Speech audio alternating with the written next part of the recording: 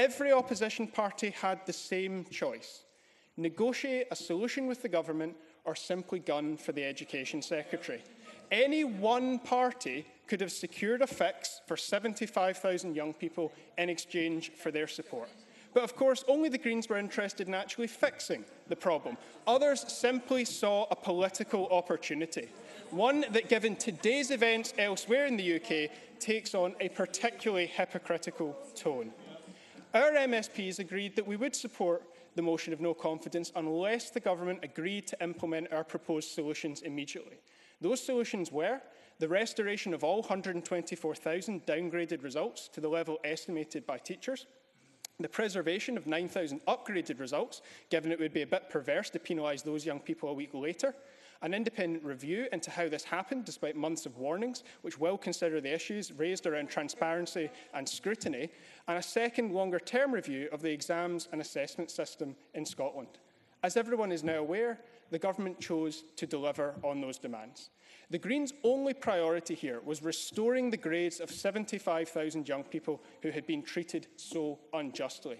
That is what was achieved. So I find it pretty entertaining that the Tories in particular are squealing in outrage once again at a terrible error made by the Scottish Government, but as always, ducking the issue of their own party doing the same thing on a measurably worse scale in this country's other government. To be calling for John Swinney's resignation, but apparently have full confidence in the disgraced former Defence Secretary Gavin Williamson, really does take some brass neck. The stories from England, Wales and Northern Ireland are just as heartbreaking as those we saw here. I'm rounding off, but if there's time on hand, Presiding Officer, yes. Ruth Davidson.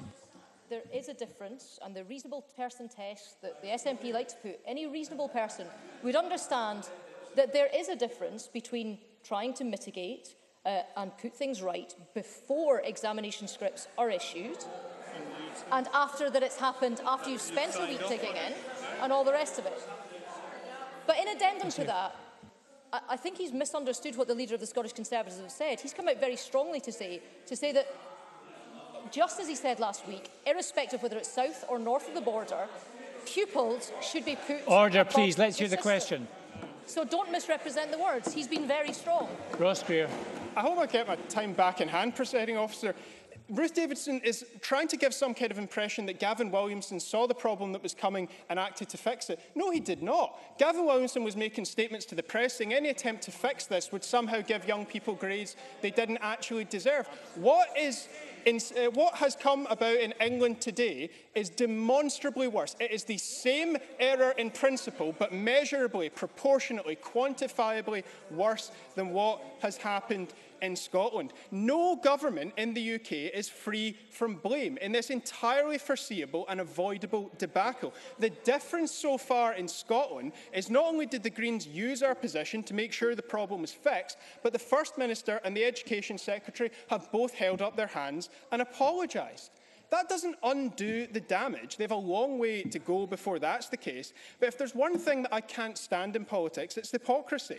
And looking around at the two-faced positions of other parties in this Parliament today, I see more of that than I do a sincere interest in the best interests of our young people. And the Greens will have nothing to do with it. Thank you.